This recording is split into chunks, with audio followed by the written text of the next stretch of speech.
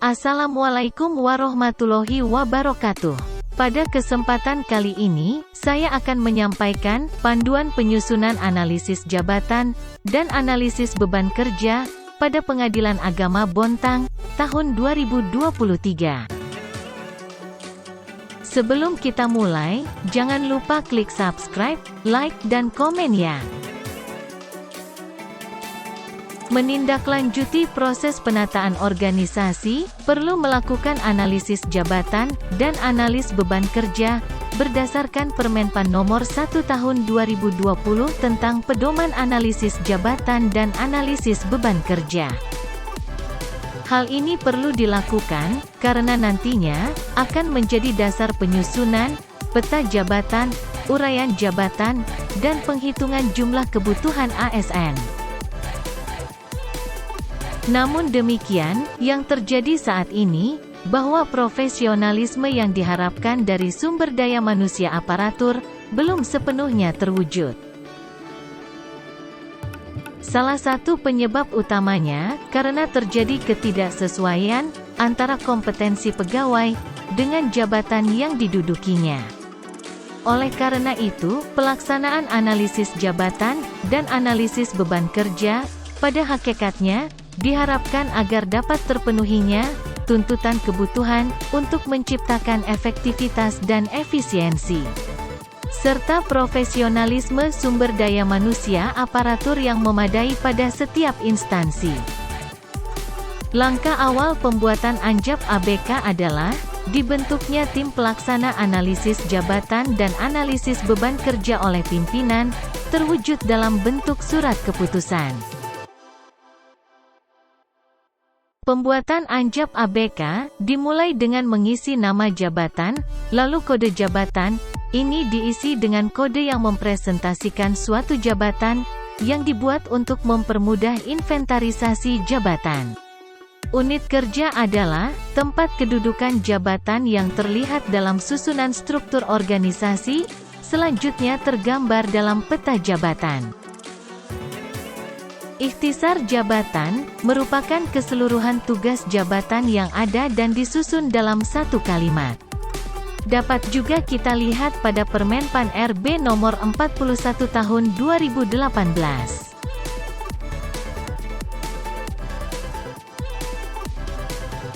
Kualifikasi jabatan adalah kualifikasi yang berkesesuaian dengan tugas dan fungsi jabatan yang memuat minimal pendidikan formal, pelatihan, atau pengalaman kerja. Hasil kerja adalah output kerja jabatan dengan ukuran kuantitas, kualitas, waktu dan/atau biaya.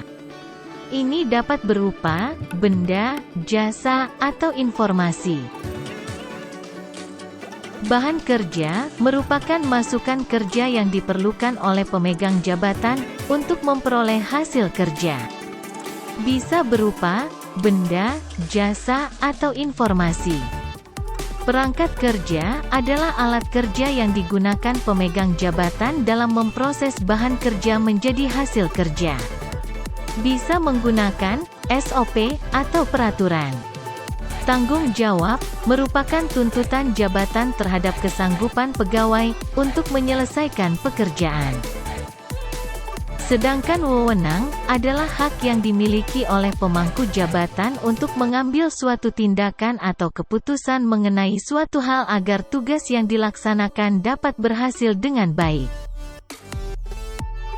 Kemudian, korelasi jabatan diisi dengan hubungan kerja antara jabatan yang dianalisis dengan jabatan lainnya terkait dengan pelaksanaan tugas jabatan.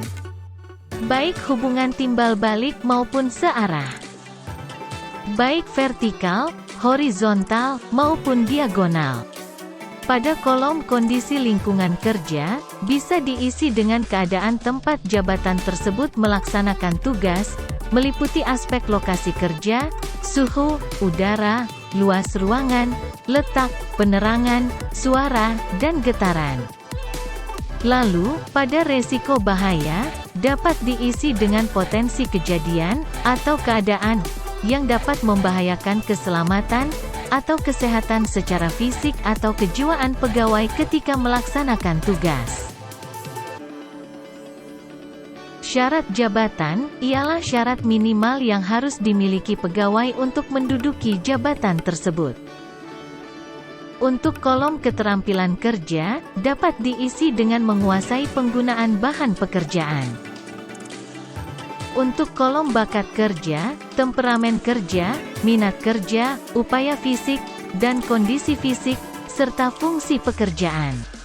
Bisa kita lihat, pada Permenpan RB nomor 1 tahun 2020, pada halaman 16 sampai dengan halaman 33. Dan kita bisa pilih, sesuai opsi jabatan yang sedang kita analisis. Kemudian, untuk prestasi pekerjaan, bisa kita isi dengan prestasi yang diharapkan bernilai baik dan sangat baik, sesuai dengan peraturan perundang-undangan. Dan kemudian, pada kolom kelas jabatan, bisa diisi dengan tingkatan pangkat jabatan, sesuai dengan bobot jabatan, tanggung jawab yang telah ditetapkan oleh peraturan perundang-undangan. Demikian panduan penyusunan analisis jabatan dan analisis beban kerja, sesuai Permenpan RB nomor 1 tahun 2020. Penyusunan analisis jabatan ini dilakukan setiap 5 tahun sekali. Sementara untuk analisis beban kerja, dapat diperbaharui setiap tahun.